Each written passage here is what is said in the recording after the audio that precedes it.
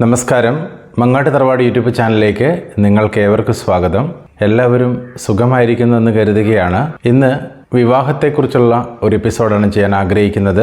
അതിനുമുമ്പ് ആദ്യമായിട്ടാണ് നിങ്ങൾ ഈ ചാനൽ കാണുന്നതെങ്കിൽ ഒന്ന് സബ്സ്ക്രൈബ് ചെയ്യുക. അതുപോലെ ഒന്ന് ലൈക്ക് ചെയ്തുകൊണ്ട് കാണാനായിട്ട് ശ്രമിക്കുമെന്ന് വിശ്വസിക്കുന്നു.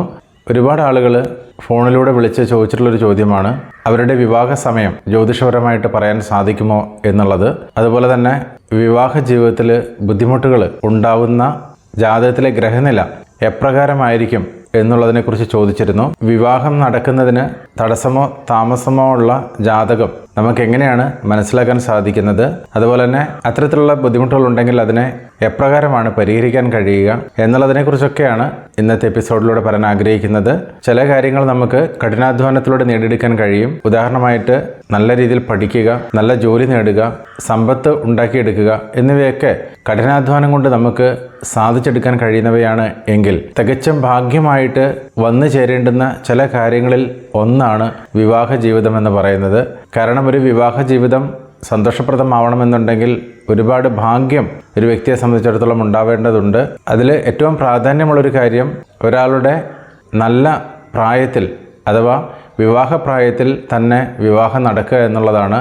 എന്നിലേക്ക് വരുന്ന പല ഫോൺ കോളുകളിലും സമയപരിധി കഴിഞ്ഞിട്ടും, അതായത് 35-40 വയസ്സ് കഴിഞ്ഞിട്ടും വിവാഹം നടക്കാത്ത ഒരുപാട് ആളുകൾ അവരുടെ ജാതകം നിരൂപണം ചെയ്ത് അതിൻ്റെ കാരണം പറഞ്ഞു തരുമോ എന്ന് ചോദിച്ചുകൊണ്ട് വിളിക്കാറുണ്ട്.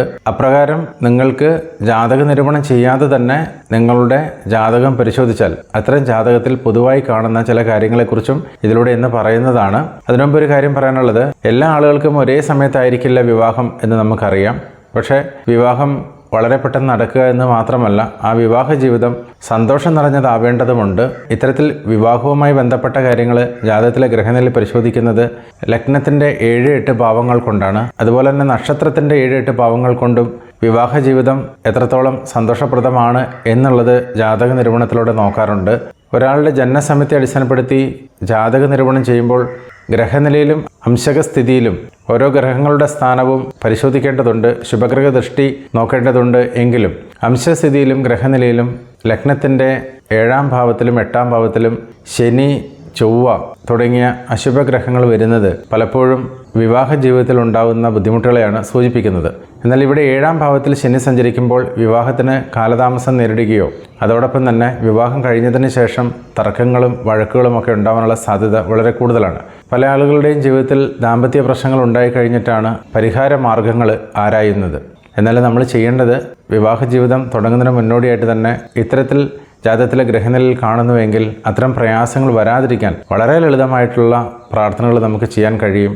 അതുപോലെ തന്നെ ഓരോ ആളുകളുടെയും ജാതകത്തിലെ ഗ്രഹനില പ്രകാരം ഏതൊക്കെ കാര്യങ്ങളിലാണ് ശ്രദ്ധിക്കേണ്ടത് എന്ന് നമുക്ക് മനസ്സിലാക്കാൻ കഴിയും എന്നുള്ളതാണ്. ഇവിടെ വിവാഹവുമായി ബന്ധപ്പെട്ട ഒരാളുടെ ജാതക നിരൂപണം ചെയ്യുമ്പോൾ ആ വ്യക്തിക്ക് കുടുംബജീവിതം സന്തോഷപ്രദമായി പോകണമെന്നുണ്ടെങ്കിൽ ശ്രദ്ധിക്കേണ്ടുന്ന കാര്യങ്ങളാണ് മനസ്സിലാക്കാൻ സാധിക്കുക. അതിലൂടെ ദാമ്പത്യ ജീവിതത്തിൽ വരാൻ സാധ്യതയുള്ള പല ബുദ്ധിമുട്ടുകളും മാറ്റിയെടുക്കാൻ കഴിയും എന്നുള്ളതാണ്. കൂടുതലും ആളുകൾ നക്ഷത്രപ്പൊരുത്തം നോക്കിയാണ് വിവാഹം കഴിക്കുന്നത്. അതായത് പഞ്ചാംഗ വിധി പ്രകാരം 2 നക്ഷത്രങ്ങൾ തമ്മിൽ എത്രത്തോളം ചേർച്ചയുണ്ടെന്ന് നോക്കും. 10 പൊരുത്തമാണ് പൊതുവായിട്ട് പറയുന്നത് എങ്കിലും അതിൽ 5-ൽ കൂടുതൽ പൊരുത്തങ്ങൾ വരുമ്പോൾ വിവാഹത്തിന് അനുയോജ്യമാണെന്ന് പറയാറുണ്ട്.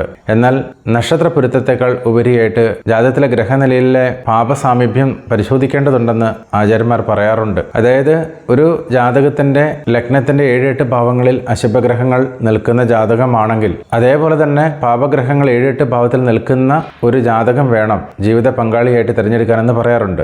ഇത്തരത്തിൽ പാപസാമീപ്യം ഉണ്ടാകുമ്പോൾ ഒരു പരിധിവരെ വിവാഹ ജീവിതത്തിൽ ബുദ്ധിമുട്ടുകൾ കുറഞ്ഞു നിൽക്കുമെന്നാണ് പറയാറുള്ളത്. എന്നാൽ ഇന്നിവിടെ നമ്മൾ പറയാൻ പോകുന്നത് എങ്ങനെയാണ് ഇത്തരത്തിലുള്ള പ്രശ്നങ്ങളെ പരിഹരിക്കാൻ സാധിക്കുക എന്നുള്ളതിനെക്കുറിച്ചാണ്. അതിൽ ചെയ്യേണ്ടുന്നൊരു കാര്യമെന്ന് പറയുന്നത് ഒരാളുടെ ജാതകത്തിലെ ഗ്രഹനില പരിശോധിച്ച് 7-ാം ഭാവത്തിൽ നിൽക്കുന്ന ശുഭാശുഭ ഗ്രഹങ്ങളെ മനസ്സിലാക്കി ഹൈന്ദവവിശ്വാസപ്രകാരമാണെങ്കിൽ അതാത് ദേവതകൾക്ക് നേർച്ചകളോ പ്രാർത്ഥനകളോ ചെയ്ത് മുന്നോട്ട് പോകാം. പൊതുവിൽ ചിന്തിക്കുമ്പോൾ ഹൈന്ദവവിശ്വാസപ്രകാരം ദാമ്പത്യ ജീവിതം സന്തോഷപ്രദമായി പോകുന്നതിന് സ്ത്രീകൾക്ക് സോമവാര വ്രതം എടുക്കുന്നത് വളരെ നല്ലതാണെന്ന് പറയാറുണ്ട്. അതുപോലെ ശിവപാർവതി പൂജയാണ് ദാമ്പത്യ ജീവിതത്തിന് ഏറ്റവും ഉത്തമമായ പൂജയായിട്ട് പറയുന്നത്. പലപ്പോഴും ഗണപതി ഹോമമൊക്കെ ചെയ്യുന്ന സമയത്ത് സ്വയംവര പാർവതി പൂജ ചെയ്തുകൊണ്ട് വിവാഹം വളരെ പെട്ടെന്ന് നടക്കുന്നതിന് വേണ്ടിയിട്ടുള്ള പ്രാർത്ഥനകളൊക്കെ ഹൈന്ദവവിശ്വാസപ്രകാരം നമ്മൾ ചെയ്യാറുണ്ട്. എന്നാൽ 7-8 ഭാവത്തിൽ അശുഭഗ്രഹങ്ങൾ നിൽക്കുന്നത് മാത്രമല്ല, അല്ലെങ്കിൽ ലഗ്നത്തിലോ അശുഭഗ്രഹങ്ങൾ നിൽക്കുന്നതും ഒരുപക്ഷെ വിവാഹ ജീവിതത്തിൽ ഉണ്ടാകുന്ന ബുദ്ധിമുട്ടുകളെ സൂചിപ്പിക്കുന്നു. ഉദാഹരണമായിട്ട് ലഗ്നത്തിൽ ശനി സഞ്ചരിച്ചാൽ ദാമ്പത്യ ജീവിതത്തിനോട് താല്പര്യം കുറഞ്ഞു നിൽക്കുമെന്ന് പറയാറുണ്ട്. ഇത്തരത്തിൽ സംഭവിക്കുമ്പോൾ വിവാഹം കഴിഞ്ഞാലും അവരുടെ ദാമ്പത്യ ജീവിതം വളരെ സന്തോഷപ്രദമായിട്ട് മുന്നോട്ട് പോകാൻ പ്രയാസമായിട്ട് വരും. അപ്പോൾ ഇങ്ങനെയൊക്കെയുള്ള കാര്യങ്ങളെ കൃത്യമായി തിരിച്ചറിയാൻ നമുക്ക് സാധിച്ചാൽ അതിനുള്ള പരിഹാരങ്ങളും പ്രാർത്ഥനകളും ചെയ്ത് മുന്നോട്ട് പോകാൻ കഴിയും. ഒരു പരിധിവരെ സന്തോഷം നിറഞ്ഞ കുടുംബജീവിതം ആസ്വദിക്കാൻ ദമ്പതികൾക്ക് സാധിക്കുമെന്നുള്ളതാണ്. എന്നാൽ ഇന്നത്തെ നമ്മുടെ വിഷയം വിവാഹം നടക്കാത്ത ആളുകൾക്ക് എപ്രകാരമാണ് വിവാഹം നടത്തിയെടുക്കാൻ സാധിക്കുക എന്നുള്ളതിനെ കുറിച്ചാണ്. ഇതിനെക്കുറിച്ച് പറയുമ്പോൾ ലഗ്നത്തിന്റെയോ ചന്ദ്രന്റെയോ 7-ാം ഭാവമാണ് വിവാഹ ജീവിതത്തെക്കുറിച്ച് സൂചിപ്പിക്കുന്നത് എന്നുള്ളത് കൊണ്ട് തന്നെ അതിൽ നിൽക്കുന്ന ഗ്രഹങ്ങളുടെ സാന്നിധ്യം മനസ്സിലാക്കി ഒരാളുടെ ജാതകത്തിലെ ഗ്രഹനില പരിശോധിച്ചാൽ ഏത് പ്രായത്തിലാണ് അവർക്ക് ശുഭകരമായ വിവാഹം വന്നു ഭവിക്കുന്നതെന്ന് മനസ്സിലാക്കാൻ കഴിയും. അഥവാ 25 വയസ്സൊക്കെ കഴിഞ്ഞ ഒരു വ്യക്തിയാണെന്നുണ്ടെങ്കിൽ 30 വയസ്സ് കഴിഞ്ഞാണ് വിവാഹത്തിന് സാധ്യതയെങ്കിൽ കൂടിയും വിവാഹത്തിലേക്ക് കടക്കുന്നതിന് ആവശ്യമായിട്ടുള്ള പ്രാർത്ഥനകൾ എപ്രകാരമാണ് ചെയ്യേണ്ടതെന്ന് മനസ്സിലാക്കിയെടുക്കാനും കഴിയുന്നതാണ്. എന്നാൽ ഒരുപാട് ക്ഷേത്ര ദർശനങ്ങൾ ചെയ്ത് പ്രാർത്ഥിച്ചിട്ടും പലതരത്തിലുമുള്ള പൂജാതി കർമ്മങ്ങൾ ചെയ്തിട്ടും വിവാഹം നടക്കാത്ത ആളുകളും ഉണ്ടാവും. അത്തരം ആളുകൾക്ക് കുറഞ്ഞത് തുടർച്ചയായിട്ടുള്ള 7 ദിവസത്തെ പ്രാർത്ഥന വിവാഹം നടക്കുന്നതിന് വേണ്ടിയിട്ട് ആവശ്യമാണ് എന്ന് പറയാറുണ്ട്. അതിന് കാരണമെന്ന് പറയുന്നത് ഓരോ കർമ്മങ്ങളും വളരെ പെട്ടെന്ന് നടന്നു കിട്ടുന്നതിന് പലതരത്തിലുള്ള പ്രാർത്ഥനകളെക്കുറിച്ചും പൂജകളെക്കുറിച്ചുമൊക്കെ ജ്യോതിഷപരമായിട്ട് പറയാറുണ്ട്. അതിൽ വ്യക്തിപരമായ കാര്യങ്ങളിൽ വളരെ പെട്ടെന്ന് സാധിച്ചെടുക്കുന്നതിന് വേണ്ടിയിട്ട് ഒരു ദിവസത്തെ പ്രാർത്ഥനയും പൂജയും കൊണ്ട് സാധിക്കുമെങ്കിൽ ധനപരമായ കാര്യങ്ങൾ സാധിച്ചെടുക്കുന്നതിന് 2 ദിവസത്തെ പ്രാർത്ഥന ആവശ്യമാണ്. സഹോദര ബന്ധങ്ങൾക്ക് വേണ്ടിയിട്ടും മനോധൈര്യത്തിന് വേണ്ടിയിട്ടും ഒക്കെയുള്ള വ്രതാനുഷ്ഠാനങ്ങളും പ്രാർത്ഥനകൾക്കുമൊക്കെ 3 ദിവസമെങ്കിലും നമ്മൾ കുറഞ്ഞത് സമയമെടുക്കണം. അതുപോലെ തന്നെ വീടുമായി ബന്ധപ്പെട്ട കാര്യങ്ങളിലെ ബുദ്ധിമുട്ടുകളും തടസ്സങ്ങളും ഒക്കെ മാറുന്നതിന് 4 ദിവസമെങ്കിലും നമ്മൾ വ്രതാനുഷ്ഠാനങ്ങളും പ്രാർത്ഥനകളും ഒക്കെ തുടർച്ചയായിട്ട് ചെയ്യേണ്ടി വരും. സന്താന സൗഭാഗ്യങ്ങൾ ഉണ്ടാകുന്നതിന് വേണ്ടിയിട്ട് മാർഗ്ഗങ്ങൾ ജീവിതത്തിൽ തെളിയുന്നതിനുമൊക്കെ 5 ദിവസത്തെ പ്രാർത്ഥനയാണ് പറയുന്നത്. രോഗം, ശത്രുത എന്നിവ കൊണ്ട് ബുദ്ധിമുട്ടുന്ന ആളുകൾക്ക് അത്തരം പ്രയാസങ്ങളിൽ നിന്ന് മുക്തിക്ക് 6 ദിവസത്തെ പ്രാർത്ഥനയാണ് പറയുന്നത്. എങ്കിൽ ഇവിടെ വിവാഹം മംഗളകരമായി നടക്കുന്നതിന് 7 ദിവസം തുടർച്ചയായിട്ടുള്ള പ്രാർത്ഥനകളാണ് പറയുന്നത്. നമുക്കറിയാം 7 ആഴ്ചകളിലായിട്ടാണ് നിങ്ങൾ ഈ പ്രാർത്ഥന ചെയ്യാൻ ആഗ്രഹിക്കുന്നതെങ്കിൽ തിങ്കളാഴ്ച ദിവസം പ്രാർത്ഥനയ്ക്ക് ഏറെ ഉചിതമാണ്. ഇനി ഉമാമഹേശ്വര പ്രാർത്ഥന ചെയ്യുന്ന ആളുകൾക്ക് അഥവാ ക്ഷേത്ര ദർശനം ചെയ്ത് പ്രാർത്ഥിക്കുന്ന ആളുകൾക്ക് തിങ്കളാഴ്ച ദിവസം വ്രതാനുഷ്ഠാനങ്ങൾ പാലിച്ച് ക്ഷേത്ര ദർശനം ചെയ്ത് പ്രാർത്ഥിക്കുന്നതും വളരെ വേഗത്തിൽ വിവാഹം നടക്കുന്നതിന് കാരണമാവും എന്ന് പറയാറുണ്ട്. പൊതുവിൽ ജാതകത്തിലെ ഗ്രഹനില പരിശോധിച്ച് ലഗ്നത്തിൻ്റെയോ ചന്ദ്രൻ്റെയോ 7-ാം ഭാവത്തിൽ സ്ഥിതി ചെയ്യുന്ന അശുഭഗ്രഹങ്ങളെ കണ്ടെത്തി ആ ഗ്രഹത്തിൻ്റെ സാന്നിധ്യമുള്ള ദേവതകൾക്ക് പ്രാർത്ഥന ചെയ്യുന്നതും വളരെ പെട്ടെന്ന് വിവാഹാലോചനകൾ വരാൻ കാരണമാവും എന്നാണ് പറയാറുള്ളത്. എന്നാൽ ഇത്തരത്തിലൊക്കെ പ്രാർത്ഥനകൾ നടത്തിയിട്ടും വിവാഹത്തിന് തടസ്സമുള്ള ആളുകൾക്ക് തുടർച്ചയായിട്ടുള്ള 7 ദിവസത്തെ പ്രാർത്ഥനകൾ കൊണ്ട് വിവാഹ ജീവിതം പെട്ടെന്ന് നടക്കുമോ ഇല്ലയോ എന്ന് അറിയാൻ സാധിക്കും. നമ്മൾ സാധാരണ രീതിയിൽ ചെയ്യുന്ന പോലെ ക്ഷേത്ര ദർശനമൊക്കെ ചെയ്ത് പ്രാർത്ഥിച്ചിട്ടും ഫലസിദ്ധി ലഭിക്കാത്ത ആളുകൾക്ക് പോലും തുടർച്ചയായിട്ടുള്ള 7 ദിവസത്തെ വ്രതാനുഷ്ഠാനങ്ങളും പ്രാർത്ഥനകളും കൊണ്ട് ചില കാര്യങ്ങൾ വളരെ പെട്ടെന്ന് സാധിച്ചെടുക്കാൻ കഴിയും. ഇനി ഇത്തരം കാര്യങ്ങൾ പ്രാർത്ഥനയിലൂടെ വളരെ പെട്ടെന്ന് വരുമോ എന്ന് നമുക്ക് പരിശോധിക്കുന്നതിനും ഇത്തരം വ്രതാനുഷ്ഠാനങ്ങളും പ്രാർത്ഥനകളും നല്ലതാണ്. തുടർച്ചയായിട്ടുള്ള 7 ദിവസം പ്രാർത്ഥന ചെയ്യുമ്പോൾ അവരവരുടെ വിശ്വാസപ്രകാരമുള്ള ഇഷ്ടദേവതകളെ നമുക്ക് പൂജിക്കാമെങ്കിലും ഹൈന്ദവ വിശ്വാസപ്രകാരം ശിവപാർവതി പൂജ ചെയ്യുന്നതാണ് ഏറെ ഉചിതമായിട്ടുള്ളത് എന്നാണ് വിശ്വാസം. ഇതിന് ഒരു പ്രാർത്ഥന പറയുകയാണെങ്കിൽ സ്ത്രീകളെ സംബന്ധിച്ചിടത്തോളം ശിവക്ഷേത്രത്തിൽ കൂവളത്തുമാല സമർപ്പിച്ച് പ്രാർത്ഥന ചെയ്യുന്നത് ഉചിതമാണ്. പ്രത്യേകിച്ച് പുലർക്കാലത്തിൽ ഈ ഒരു പ്രാർത്ഥനയ്ക്ക് വളരെ പ്രാധാന്യമുണ്ട്. അതുപോലെ തന്നെ പുരുഷന്മാരെ സംബന്ധിച്ചിടത്തോളം ശിവക്ഷേത്രത്തിൽ മുൻവിളക്കും പിൻവിളക്കും തെളിച്ചുകൊണ്ടുള്ള പ്രാർത്ഥനയ്ക്കും വളരെ പ്രാധാന്യമുണ്ട്. ക്ഷേത്ര ദർശനം ചെയ്ത് പ്രാർത്ഥിക്കുന്ന ആളുകൾക്ക് ഇത്തരം പ്രാർത്ഥനകൾ അവരുടെ ആഗ്രഹപ്രകാരമുള്ള വിവാഹ ജീവിതം ലഭിക്കുന്നതിന് വേണ്ടിയിട്ട് കാരണമാവുമെന്നാണ് ഹൈന്ദവ വിശ്വാസം.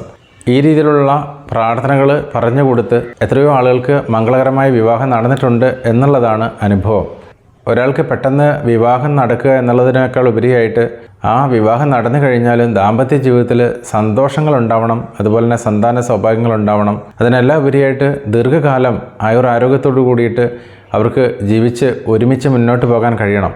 ഈ രീതിയിൽ ആഗ്രഹിക്കുന്ന ആളുകളെ സംബന്ധിച്ചിടത്തോളം അവരുടെ ജാതകത്തിലെ ഗ്രഹനില പരിശോധിച്ച് ഏതെങ്കിലും രീതിയിലുള്ള ബുദ്ധിമുട്ടുകൾ ഉണ്ടെങ്കിൽ അത്തരം പ്രയാസങ്ങൾ വരാതിരിക്കാനുള്ള പ്രാർത്ഥനകൾ വിവാഹത്തിന് മുന്നേ തന്നെ ചെയ്യുന്നത് വളരെ നല്ലതാണ്. അതുപോലെ തന്നെ ഓരോ ആളുകളുടെയും സ്വഭാവത്തിനും അവരുടെ ജീവിത രീതികൾക്കുമെല്ലാം ഇണങ്ങുന്ന രീതിയിൽ ഒരു പങ്കാളി ലഭിക്കുന്നതിന് ഇത്തരത്തിലുള്ള ജാതക നിരൂപണം കൊണ്ട് സാധിക്കും. അതുപോലെ തന്നെ വ്യക്തിപരമായിട്ട് വിവാഹ ജീവിതത്തിനോട് എതിർപ്പുള്ള ആളുകളുണ്ടാവും.